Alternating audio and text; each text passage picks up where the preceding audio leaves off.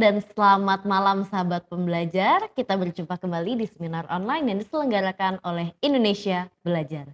Indonesia Belajar adalah sebuah media untuk belajar yang berisi motivasi, inspirasi, dan pengetahuan tentunya dari para narasumber terbaik di Indonesia.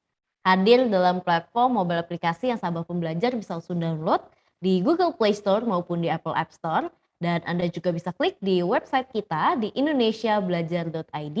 Ataupun bagi Anda yang memiliki Instagram, Anda boleh juga untuk melakukan follow pada Instagram kami di indonesia_belajar.id. Dan sahabat belajar jangan lupa juga untuk melakukan follow pada Instagram Ibu Eli Susanti @elisusanti.s.a_coach. Jadi Eli Susanti as a coach. Dan bagi Anda sahabat pembelajar yang memiliki Facebook, Anda juga boleh untuk melakukan like pada Facebook fanpage kami di indonesiabelajar.id. Dan sahabat pembelajar, kami telah membuat juga sebuah grup WA khususnya untuk Bu Eli. Jadi bagi sahabat pembelajar yang belum masuk ke dalam grup WA, boleh sekali untuk masuk ke dalam grup WA dengan memberikan nomor WA sahabat pembelajar di kolom chat. Perkenalkan sahabat pembelajar, nama saya Jessica yang akan memandu seminar online kita hari ini. Dan seperti biasa, setiap hari Rabu malam kita menghadirkan seseorang yang luar biasa yang tentunya kita sudah mengenal beliau siapa. Beliau adalah Ibu Eli Susanti. Ibu Eli Susanti adalah life coach yang sudah berpengalaman tentunya membantu menyelesaikan permasalahan yang dialami oleh kehidupan banyak orang. Tentunya beliau sudah hadir di tengah-tengah kita sapa terlebih dahulu. Selamat malam Bu Eli, apa kabar? Malam Jess. Ya. Selamat tahun baru Jess. Selamat tahun baru, semoga tahun baru ini membuat kita semakin sukses ya Bu, sehat selalu dan bahagia selalu. Amin, Ya, amin. dengan sahabat pembelajar. Oke, sahabat pembelajar dan juga Bu Eli, ini sangat berkesinambungan banget nih untuk 2022 ini karena dengan tema hari kita hari ini adalah memegang kuat tujuan atau goal. Nah, memang 2022 itu sudah berjalan. Apakah Anda sudah memiliki goal untuk tahun ini? Bagaimana melihat goal bahwa goal itu harus dipegang kuat sebagai tujuan? Nah, hari ini kita akan bahas bersama-sama dengan Bu Eli. Jadi sahabat pembelajar jangan keluar dulu sampai kita benar-benar selesai. Dan bagi Anda yang ingin bertanya, Anda boleh langsung tulis saja pertanyaannya di dalam kolom chat ataupun Anda boleh langsung berbicara dengan Bu Eli. Nah, tanpa berlama-lama lagi, Bu Eli dan juga sahabat pembelajar, kita langsung mulai saja. Mungkin Bu Eli boleh menjelaskan bagaimana nih Bu Eli mengenai memegang kuat tujuan atau goal. Silahkan. Terima kasih Jess. Saya sapa dulu ya teman-teman. Selamat tahun baru semuanya. Ini baru hari ke-5 ya. Tidak berasa udah masuk tahun 2022. Kita udah 2 tahun ya pandemi ya. Yes. Dan kita baik-baik aja. Kita semakin fleksibel. Oke. Hari ini kita bahas tentang memegang kuat tentang tujuan atau goal. Kita ngomongin ini karena mumpung awal tahun ya. Biasanya siapa di sini yang kalau awal tahun itu buat kita buat resolusi awal tahun, buat goal tahun ini mau ngapain? Ayo, siapa yang punya itu? Nah, tuh, Dewi udah angkat tangan. Ya. Terus ketika saya posting ini ada yang bilang, kalau nggak punya goal gimana, Bu? Nah, kalau nggak punya goal gimana dong? Ya, Anda nggak di sini yang merasa dirinya nggak punya goal di tahun ini? Oke, kalau nggak ada berarti saya berasumsi semua punya goal. Sekarang gini, bagaimana, apa yang kita mau bahas? Pertama, sudah punya goal apa enggak? Nah, kalau misalnya teman-teman sudah punya goal, coba dicek. Apakah itu goal yang benar-benar memang diinginkan, atau goal yang ya karena disuruh buat ya udah aku buat aja gitu.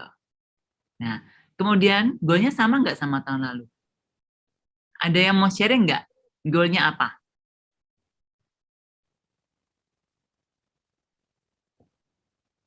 Kenapa? Kenapa goal ini perlu? Saya mengatakannya perlu ya. Goal bukan satu-satunya. Jadi di sini untuk teman-teman yang chat pribadi ke saya, Bu, kalau saya nggak punya goal gimana? Saya nggak tahu bagaimana mau buat goal. Kita akan bahas nanti. Tetapi ketika kita bilang goal, goal ini perlu.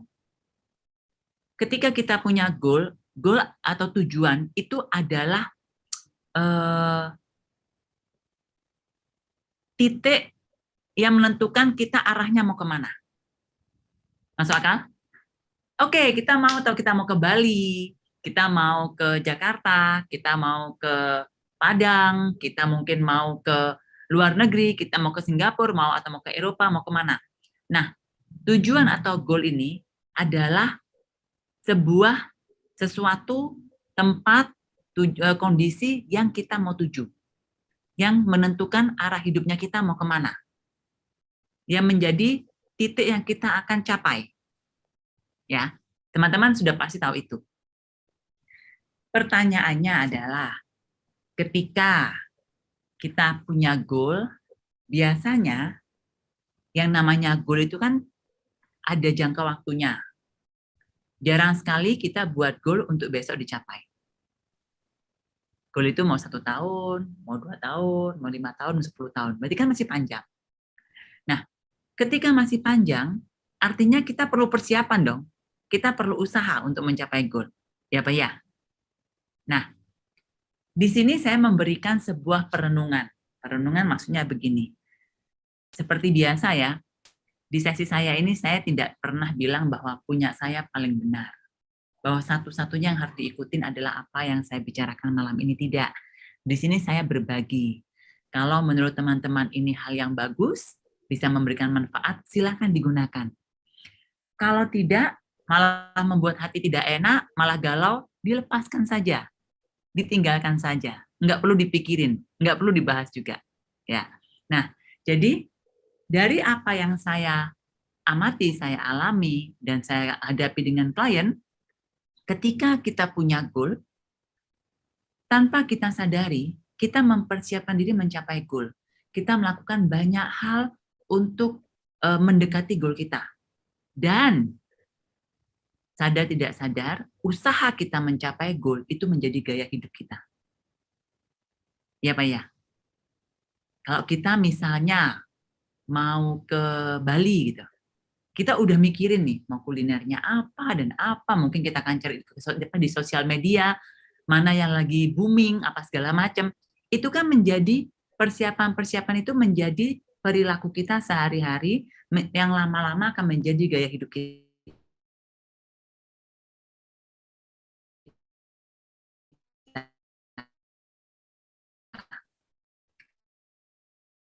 Contohnya goalnya, ketika akan persiapan mau lari 40 kilo, udah pasti latihan. Setiap hari latihan, fisik, dan itu menjadi gaya hidupnya kita. Tanpa kita sadari. Jadi, sebenarnya goal itu titik yang mau kita tuju. Tetapi, usaha kita untuk ke sana, cara kita untuk ke sana, strategi kita untuk mencapai tujuannya kita, itulah yang menjadi gaya hidup kita. Itulah yang menjadi aktivitas kita sehari-hari. Nah, ini yang saya mau ngajak teman-teman sama-sama merenungkan. Merenungkannya bagaimana? Banyak sekali orang-orang yang tanpa sadar memegang kuat goal-nya, tapi lupa bahwa apa yang dilakukan dalam usahanya mencapai goal itu membentuk dirinya, membentuk karakternya, dan membentuk gaya hidupnya. Contohnya ya, saya kasih contohnya, kalau saya mau jadi orang kaya, misalnya. Karena targetnya tinggi, maka mengusahakan segala macam cara untuk jadi orang kaya yang seperti ada di gambarannya. Tiap orang punya gambaran kaya masing-masing ya. Sampai misalnya tidak punya waktu untuk anak, tidak punya waktu untuk istri, bahkan tidak menjaga kesehatan. Ketika dia sudah sampai di goalnya, mencapai kekayaan tertentu, tapi dia kehilangan banyak hal. Saya bukan bilang itu tidak boleh atau bilang itu tidak benar, ini adalah pilihan. Makanya saya mengajak kita renungkan bersama. Ya, saya akan pakai contoh-contoh kasus di klien saya untuk memberikan inspirasi. Saya tidak akan sebutkan namanya. Ya, misalnya begini, oke, goal saya adalah kumpulin uang ke luar negeri, Bu. Ya, oke, kumpulin uang ke luar negeri. Karena anaknya banyak, 4, perlu biaya. Kita mau jalan-jalan ke Eropa. Ya, kapan mau jalan ke Eropanya? Mau ke Eropanya, katakanlah 1 tahun lagi. 1 tahun ini hemat menabung, ya. Di tengah jalan, mertua sakit dong, yang butuh biaya besar. Ketika kita butuh biaya besar, terpaksa pakai uang tabungan.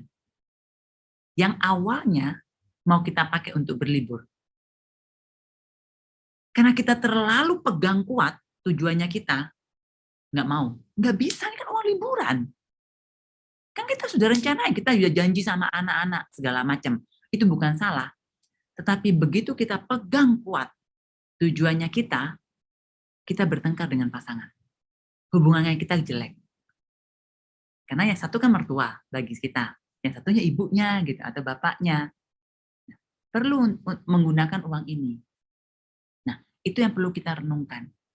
Seringkali kalau kita terlalu pegang kuat tujuan, kita tidak fleksibel di caranya, kita tidak fleksibel di waktu sampai di tujuan, kadang-kadang kita lupa bahwa sesuatu itu menjadi karakter dan gaya hidup kita dan bahkan mengorbankan hal-hal yang penting sebenarnya yang sebelumnya kita perjuangkan mati-matian.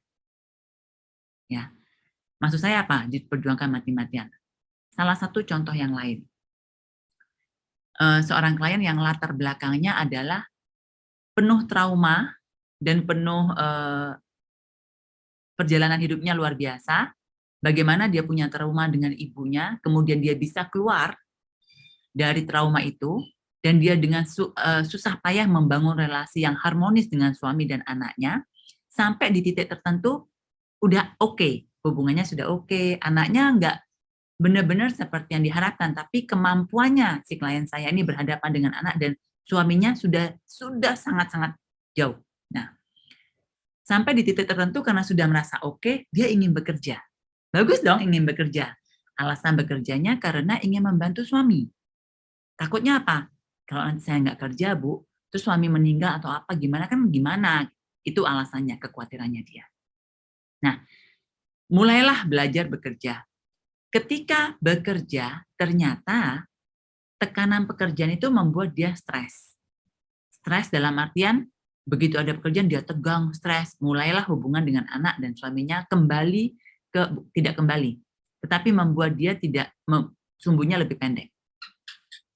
Dari sana diketahui bahwa tidak semua ketraumanya dengan ibunya bersih, clear. Masih ada yang bisa memicu dia secara emosi dengan cepat gitu. Nah, jadi gimana Bu?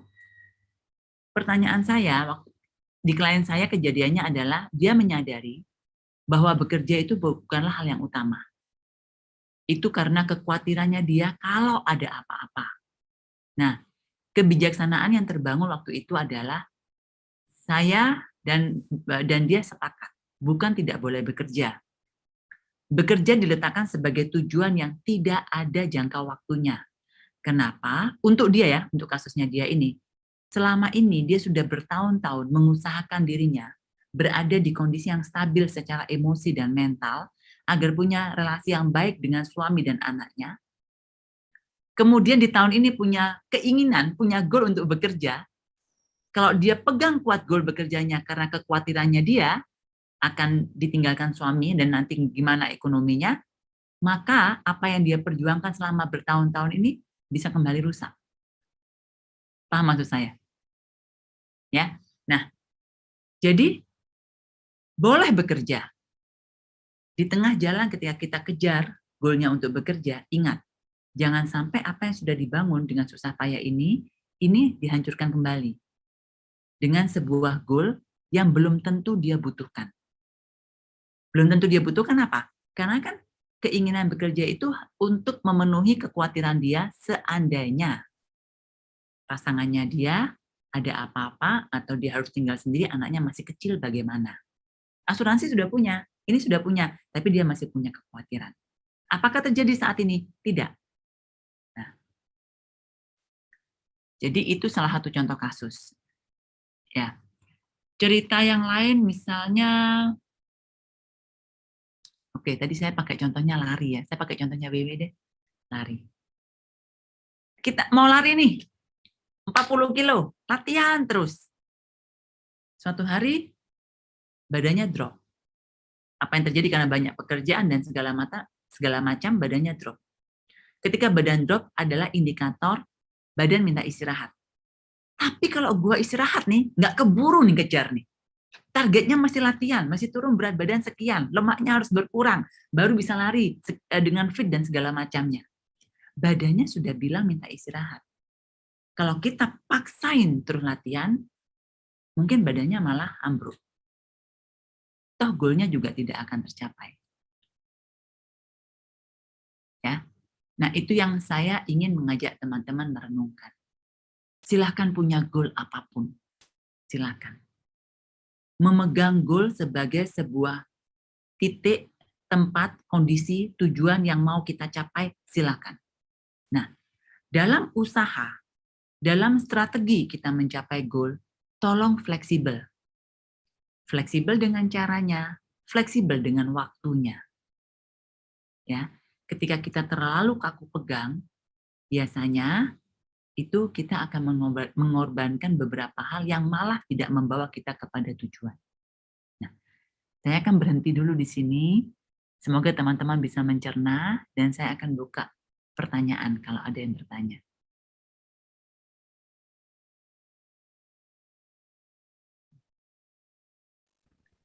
Oke. Mau dari Ibu Lulu, goalnya mau beresin laporan keuangan pribadi supaya nggak acak-acakan.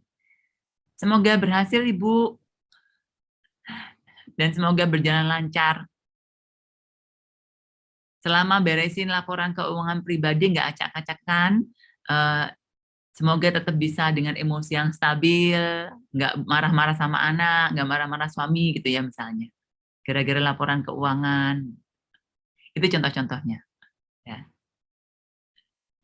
Goalnya pengen langsing, diet mati-matian. Gitu. Terus karena diet mati-matian, emosinya up and down, anak yang kena lah, suami yang kena lah, orang tua yang kena lah, mertua yang kena, relasi dengan pasangan jadi nggak bagus gitu ya. Dia itu yang harus kita renungkan dan pertimbangkan. Sekali lagi bukan tidak boleh, silahkan. Yang perlu kita renungkan itu tadi, cara kita mencapai goal, strategi yang kita tetapkan untuk mencapai goal kita, yang kita jalani sampai kita mencapai goal itu akan menjadi karakternya kita, akan menjadi gaya hidup kita, akan menjadi kegiatannya kita sehari-hari. Ya. Oke. Saya nggak tahu nih ya, nggak ada yang bertanya, terpesona, atau tidak paham, atau lagi merenung, atau apa ini? Hai Tete sayang. Hai Rin, dirimu ada di kota mana? Ada di Jakarta. Oke. Nanti bisa gabung. Miss you, miss you. Miss you too. Oke. Nah, kalau tidak ada yang bertanya, saya akan lanjut. Bu, kalau saya nggak punya goal gimana? Sebenarnya saya nggak percaya orang itu nggak punya goal. Nggak percaya dalam arti begini. Kita itu pasti punya goal, mau kita akuin atau tidak kita akui. Hanya itu. Kenapa begitu?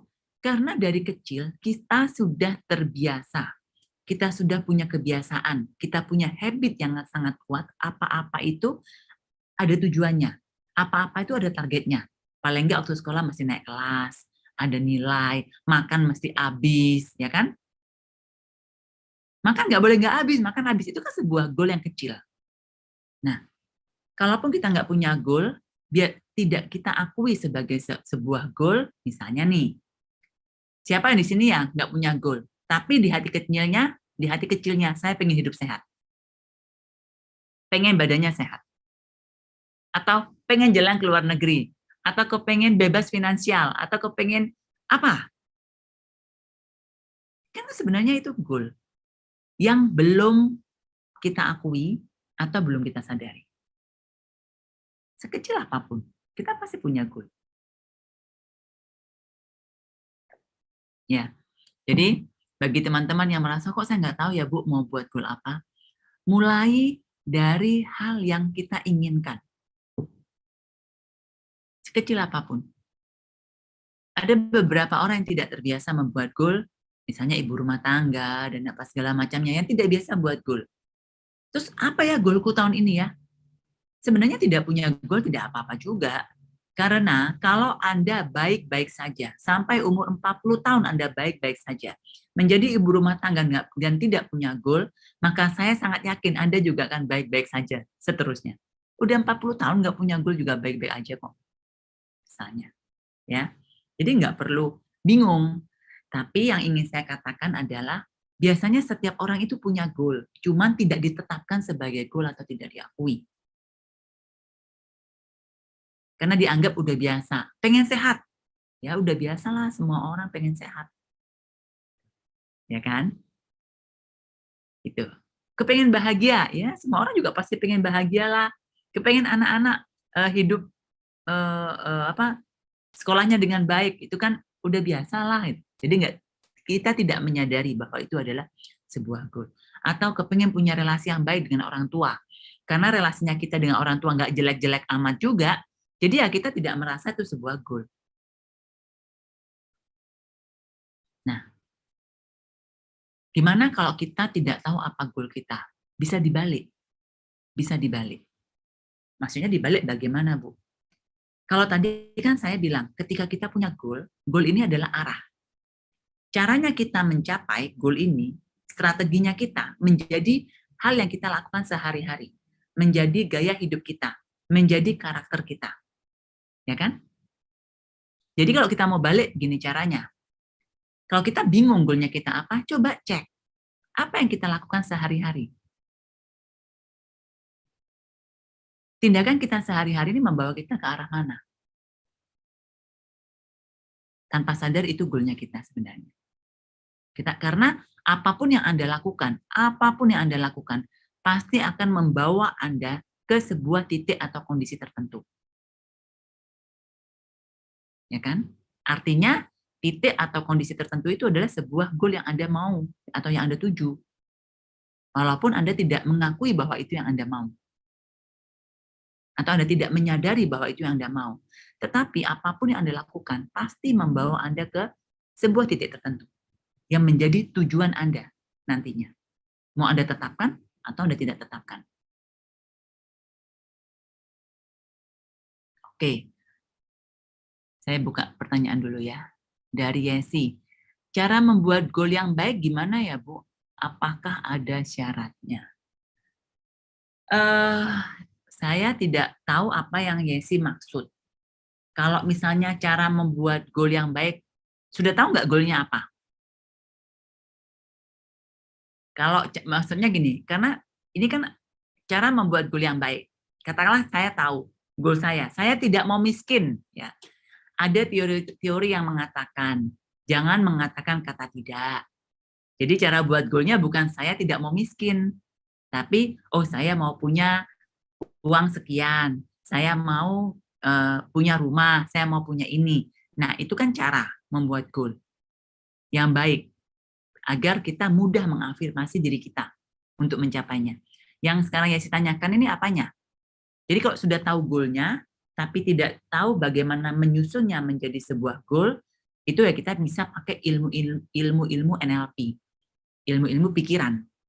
Nah, tetapi kalau kita tidak tahu apa goalnya, itu berbeda lagi gitu. Jadi yang dimaksud dengan goal yang baik, yang bagian mananya? Ya, caranya Bu, sudah tahu goalnya apa gitu. Nah, caranya itu yang pertama, gunakan kalimat positif. Ya, dan bayangkan, imajinasikan, keluarkan dengan kata-kata apa yang kamu inginkan, bukan yang tidak diinginkan. Maksudnya apa? Kan misalnya gini, jangan sampai suami saya selingkuh, misalnya. Nah, kalau kita nggak mau suami saya selingkuh, artinya kita mau apa? Saya mau suami saya setia hanya kepada saya. Saya mau suami saya itu menjadi figur yang baik untuk anak-anak, figur ayah yang baik untuk anak-anak. Saya mau suami saya itu misalnya apa gitu. Jadi yang kita sebutin yang kita bayangkan, yang kita katakan, yang kita imajinasikan, yang kita rasakan adalah kondisi yang kita inginkan, bukan kondisi yang kita tidak inginkan. Kenapa mau kaya? Aduh, aku nggak mau loh anak-anakku kelaparan. Misalnya, aku nggak mau loh anak-anakku sampai nggak bisa sekolah. Oke, itu kalimat negatif kan? Nah, positifnya apa? Ini salah satu cara. Ya, kalau mau dibilang. Nah, yang kedua, cara membuat goal yang baik, salah satunya adalah ketika kita bisa terintegrasi dengan goal itu secara energi. Maksudnya apa secara energi? Ketika kita membayangkan goalnya yang sudah positif, ketika kita mengimajinasikannya, ketika kita membayangkan kita sampai di sana, secara energi itu kita merasa nyaman, tenang, kita tahu kita layak mendapatkannya. Nah, itu goal yang baik buat kita. Ya. Saya menggunakan bahasa, saya menggunakan istilah, secara energi kita terintegrasi dengan sangat baik dengan goal yang kita tetapkan sebagai goal. Semoga menjawab ya, Yesi. Iya, Bu. Makasih. Harusnya itu mudah dilakukan untuk Yesi, harusnya. Semoga masih bisa dilakukan di awal tahun ini. Oke, coba saya lihat, buka chat lagi. Ada lagi yang mau bertanya?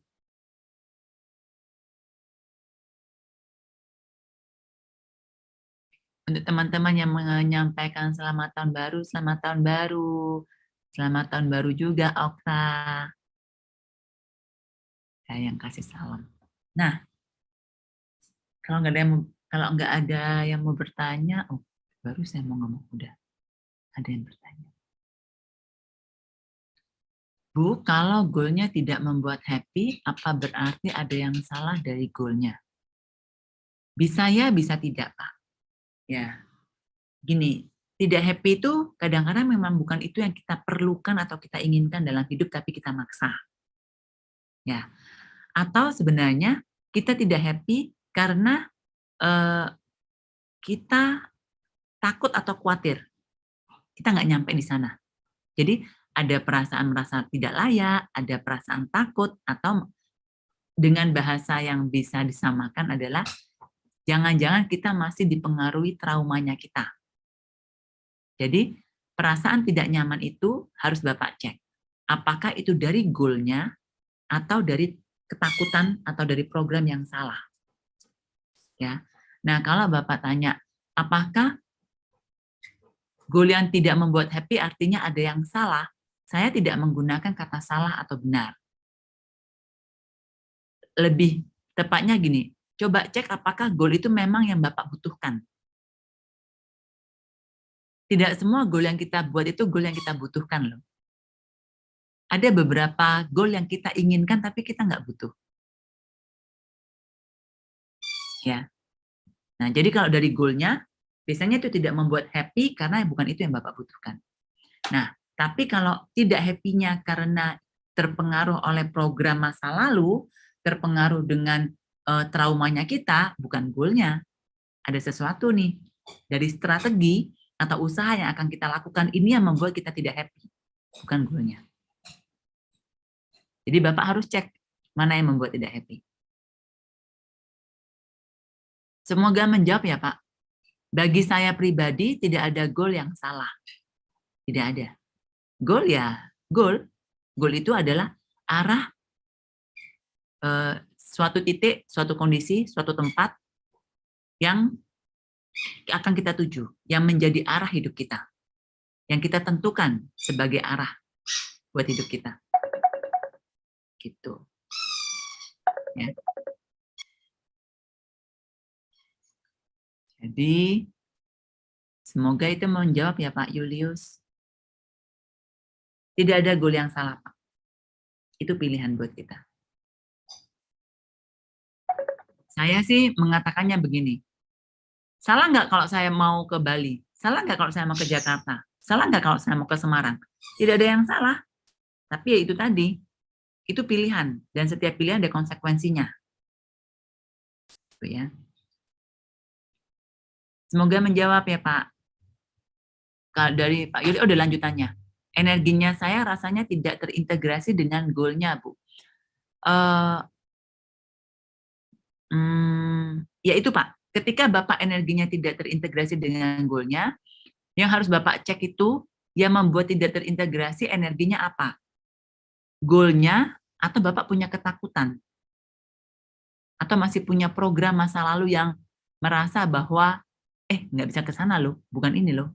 Itu harus dicek.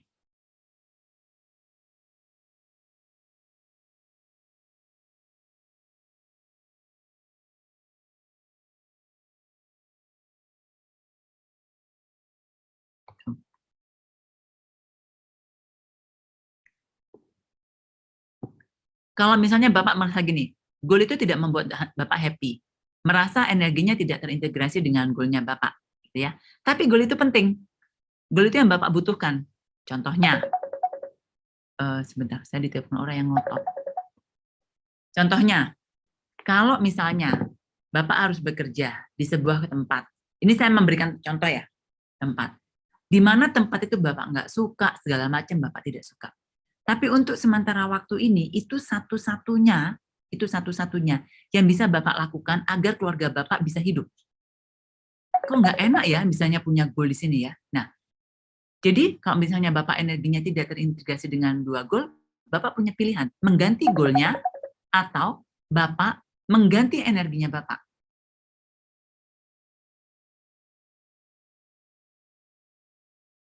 Bisa dipahami, Pak? Ya.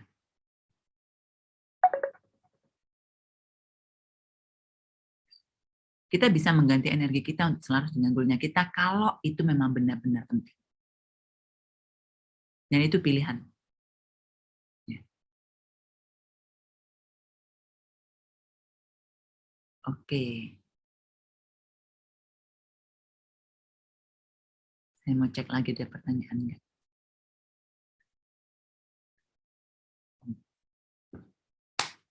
Bingung nggak sih? Saya sering dikomplain soalnya bahasanya Bu Eli terlalu dalam. Saya bingung nih ngomong gimana.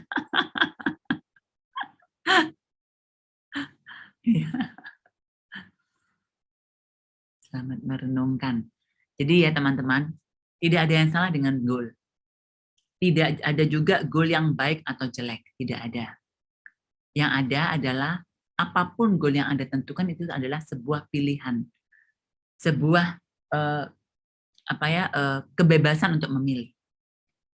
Ketika Anda sudah menentukan pilihan, dan ternyata Anda merasa tidak happy, tidak selaras, nah, coba cek, seberapa penting goal itu Anda pegang kuat-kuat. Seberapa penting goal itu harus Anda capai. Kalau penting, ubah strateginya, ubah energi Anda untuk sementara waktu ini agar bisa selaras dengan goal-nya. Karena Anda butuh.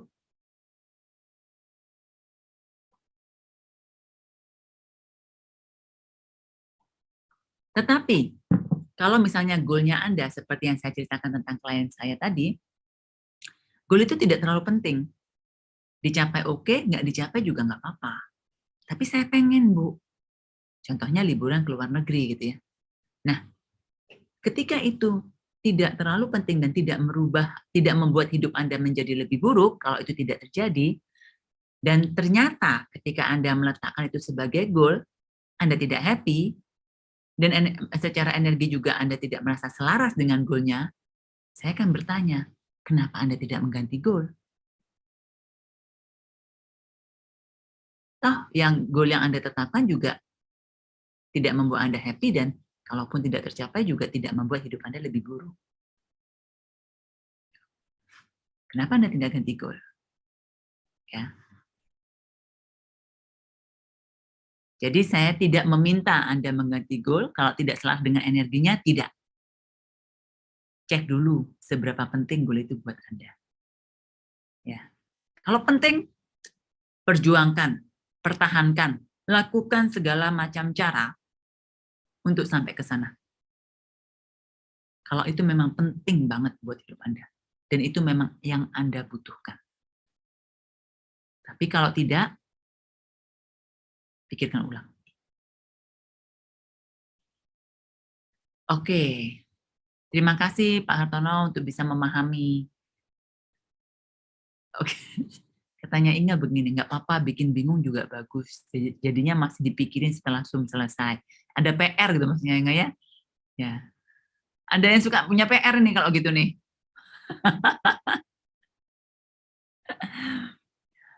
Pak Julius, maaf Ibu, saya belum paham dengan mengganti energi. Mengganti energi itu banyak cara, Pak. Contoh yang paling gampang. Ketika kita sedang malas, kita mau bersantai-santai, kita sedang malas, tapi kita membutuhkan energi yang aktif. Mau tidak mau, kita harus memaksa badan kita untuk bergerak, agar kita punya energi yang aktif. Mungkin aktifnya bukan di pekerjaan, tapi kita tahu bahwa kita perlu kreativitas, kita perlu aktif di pikiran. Cuman, ya, karena untuk aktif di pikiran, agar energinya bisa bekerja dengan kreatif, kita harus mengaktifkan energi badan kita juga.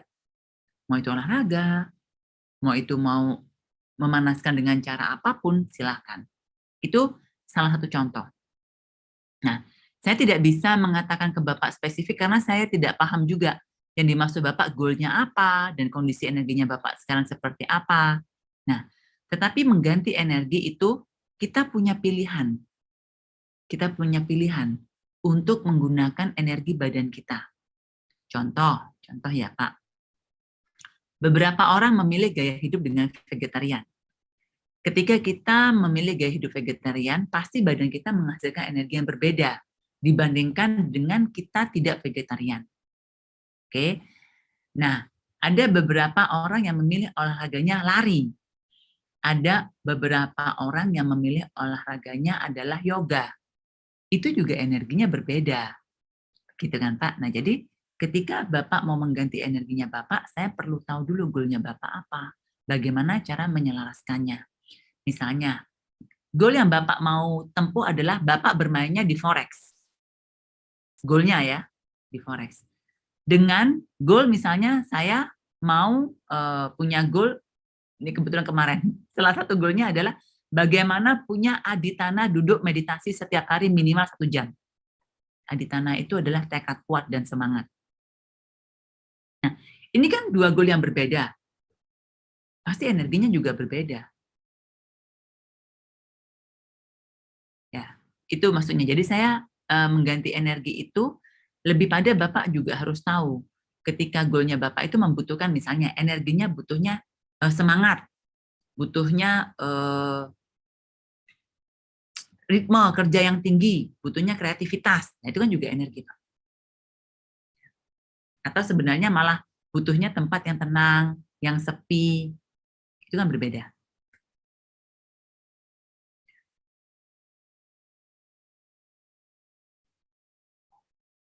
Semoga bisa dipahami ya.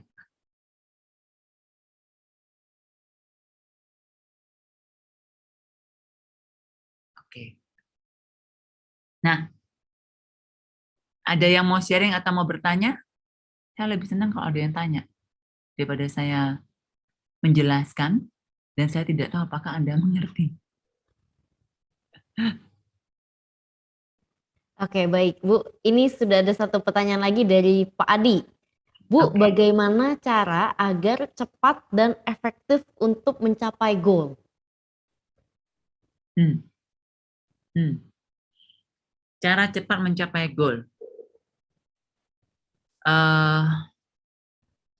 Pastikan goalnya Bapak butuh.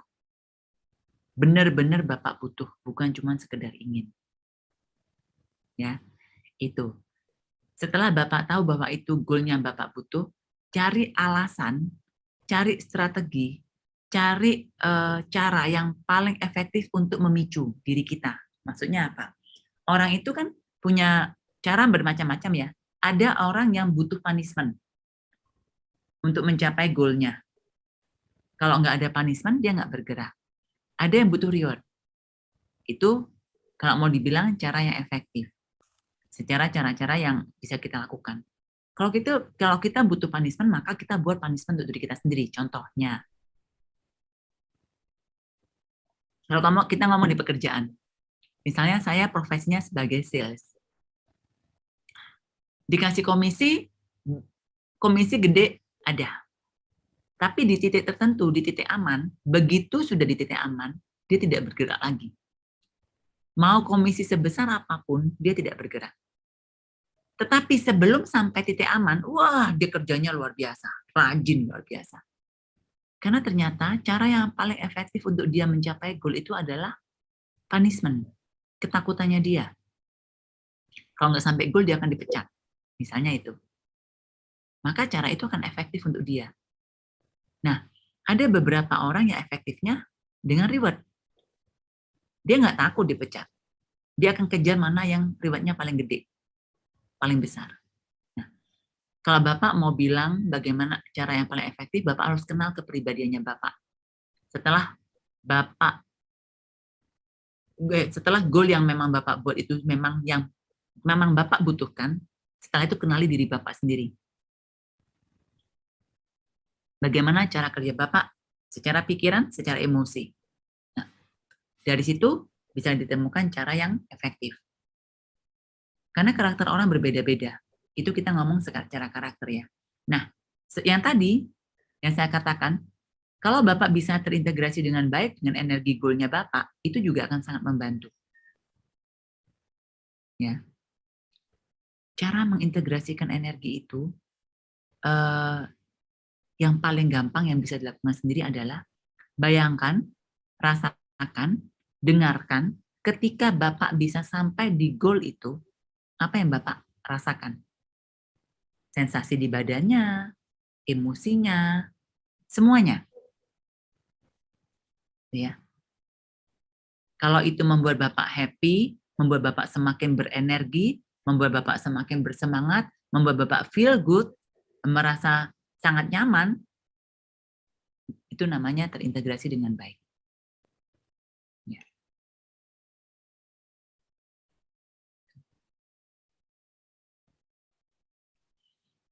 Kalau goal yang dimaksud, goal yang diinginkan, maksudnya Bapak, kalau goal yang dimaksud itu goal yang diinginkan bukan dibutuhkan. Apakah begitu, Pak?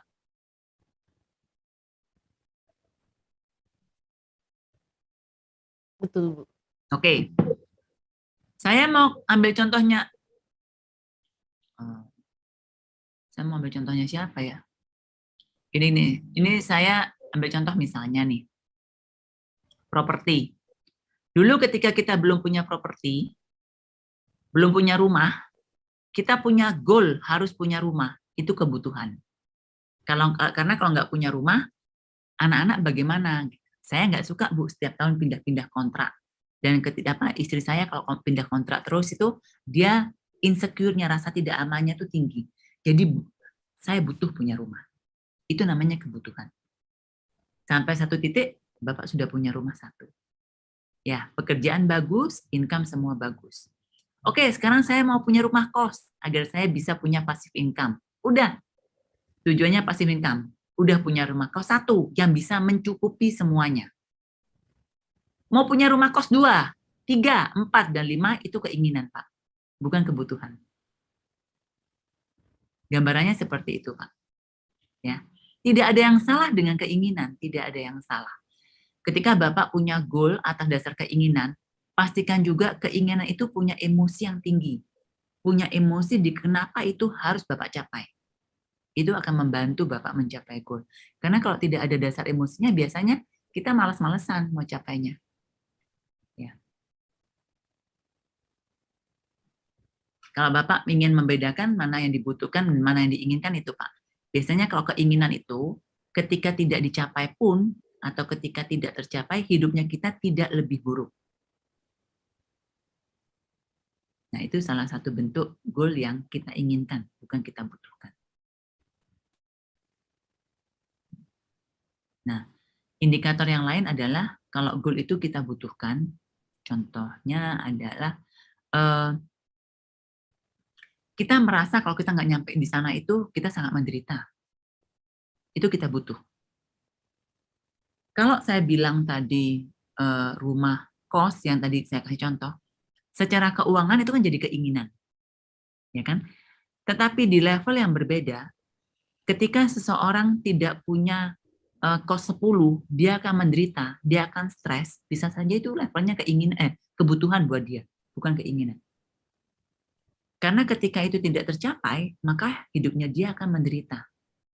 Hidupnya dia lebih buruk dari kondisi sekarang misalnya. Ya, itu jadi kebutuhan. Jadi tiap orang tidak sama ya. Jangan disamakan.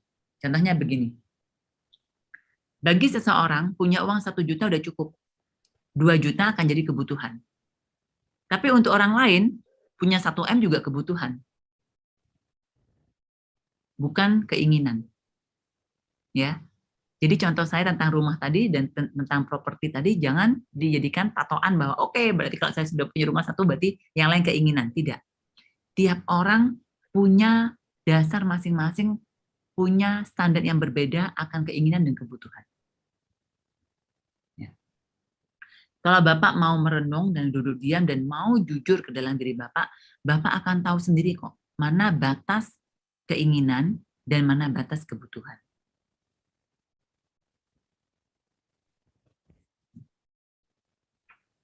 Oke.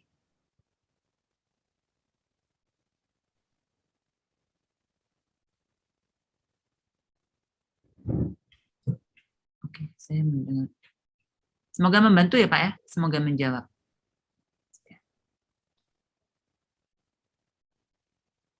Ada yang tanya lagi nih? Oke, Willy, mungkin saya ada satu pertanyaan lagi, Bu. Apabila goalnya itu sudah tercapai, Bu, apakah kita harus memiliki goal lain yang harus kita tuju?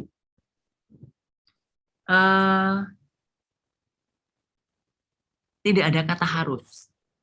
Oke. Balik lagi, kalau kita merasa nyaman di sana dan hidupnya kita baik-baik saja, boleh nggak saya nggak punya goal, Bu? Saya mau tetap di sini. Silahkan. Tapi kalau kita punya kebutuhan, pertumbuhan, secara spiritual misalnya, saya punya kebutuhan, pertumbuhan secara mental, dan membuat goal baru adalah sebuah alat bantu agar saya bertumbuh secara mental. Ya itu ya kita perlu buat goal, karena di situ jadi kebutuhan. Cuman kebutuhannya bukan di goalnya. Goalnya sekarang menjadi alat bantu. Karena dengan punya goal yang perlu saya capai, saya akan bertumbuh secara mental. Kebutuhan saya adalah pertumbuhan mentalnya. Maka ketika buat goal baru, pastikan itu memenuhi kebutuhan pertumbuhan mental yang dibutuhkan. Misalnya kebutuhan saya itu melatih kesabaran saya. Itu butuh, Bu. Ya buat goal yang bisa ke situ misalnya. Jadi goalnya sebagai alat bantu. Semoga menjawab, Jess. Terima kasih, Bu Eli. Bagi sahabat pembelajar yang masih ingin bertanya, silahkan. Kalau tidak ada, saya langsung kesimpulan nih.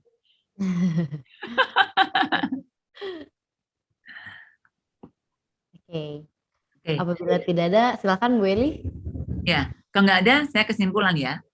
Jadi seperti yang sudah kita bicarakan, silahkan Anda punya goal apa saja. Goal itu adalah pilihan.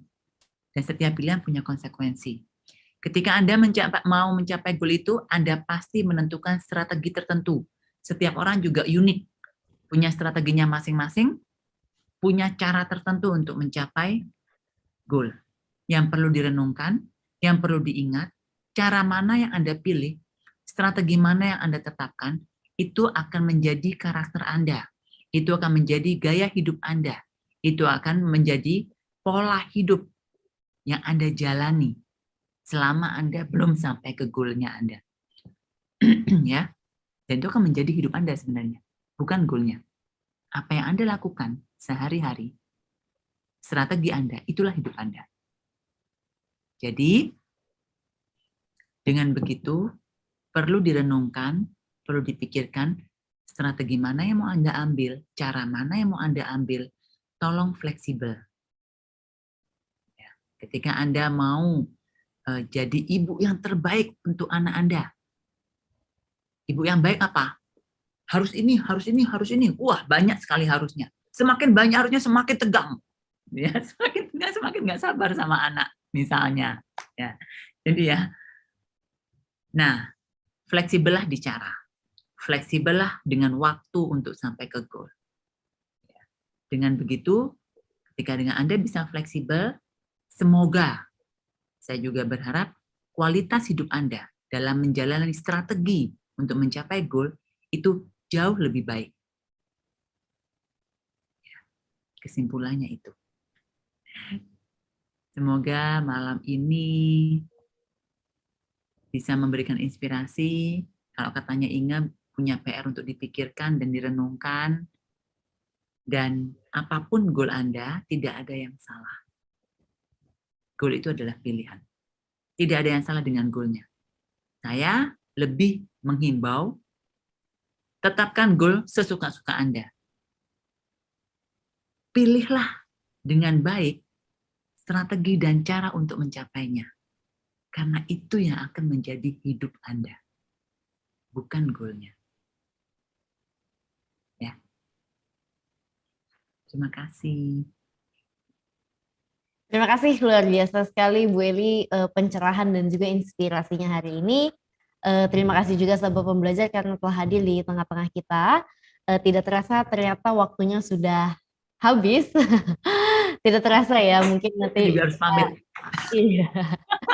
Mungkin nanti kita akan langsung berjumpa lagi di pertemuan berikutnya. Terima kasih sekali Bu Eli atas pencerahannya dan terima kasih juga sahabat pembelajar telah hadir di sini. Dan jangan lupa Bu Eli dan juga sahabat pembelajar, kita akan jumpa lagi di lain waktu. Semoga sehat selalu.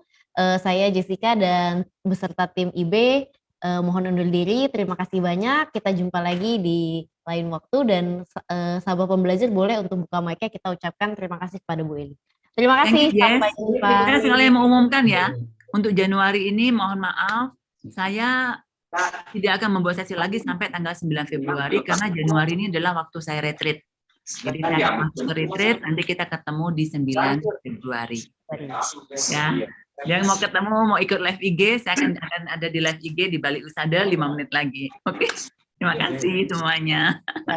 Terima kasih Bu Eli. Terima kasih, Sahabat pembelajar. Semuanya.